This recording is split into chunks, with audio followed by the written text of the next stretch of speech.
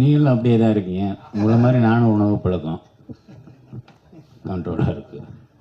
Bala sir, உங்களுடைய படங்கள்லாம் climax வந்து முதல் படத்துலேருந்து இப்போ வரைக்கும் ஒரு வன்முறை, ஒரு வன்மோன்ல நான் ரொம்ப ரத்தம், ரொம்ப இயல்பு நடக்காததா இருக்க மாதிரி இருக்கேன். இந்த கோபம் யார்கிட்டேருந்து வந்தது? ஏன்னா பாலுமேந்திரா சார் இருந்தீங்க, சார்ட்ட வந்து அந்த மாதிரி பழக்கமே கிடையாது. இது எங்கேருந்து கற்றுக்கிட்டீங்க? இது கற்றுக்கிட்டு வர்றதில்ல, அது தவறான பதிலாக கூட இருக்கலாம். அது ரத்தத்தில் இருக்கு. சார், இந்த படத்தினுடைய ஓப்பனிங் ஆச்சு, ஹீரோ இன்ட்ரடக்ஷன் பண்ணும்போது ஒரு கையில் விநாயகர், ஒரு கையில் பெரியார் இருப்பார். அதை பற்றி சொல்லுங்கள் சார்.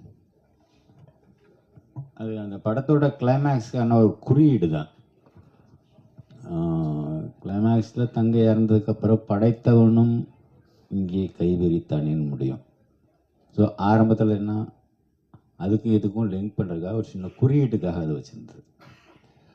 பாலனா, பொதுவாக வந்து நம்ம தமிழ் சினிமாக்களில் வந்து கன்னியாகுமரி மாவட்டத்தில் போயிட்டு ஏதாவது ஒரு சாங்காவது எடுத்துகிட்டு வந்துடுவாங்க. ஆனால் ரொம்ப நாள் ஆச்சு இப்போது அந்த பக்கம் போய். ஆனால் நீங்கள் முழு படமும் கன்னியாகுமரி மாவட்டத்தில், அதுவும் கன்னியாகுமரியை சுற்றி அந்த களம் எப்படி அந்த தேர்ந்தெடுத்தீங்க? அதுக்கு ஏதாவது ஸ்பெசிஃபிக் ரீசன் ஏதாவது இருக்கா?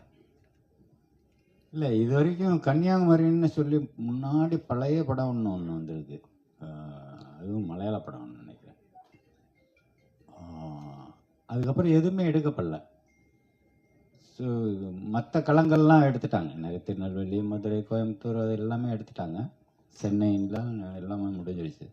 அது ஒன்று மாத்திரம் பாக்கி இருக்கே, அந்த அந்த கதைக்களத்தை எடுத்துக்கிறோமேன்ற ஒரு விருப்பம்தான்.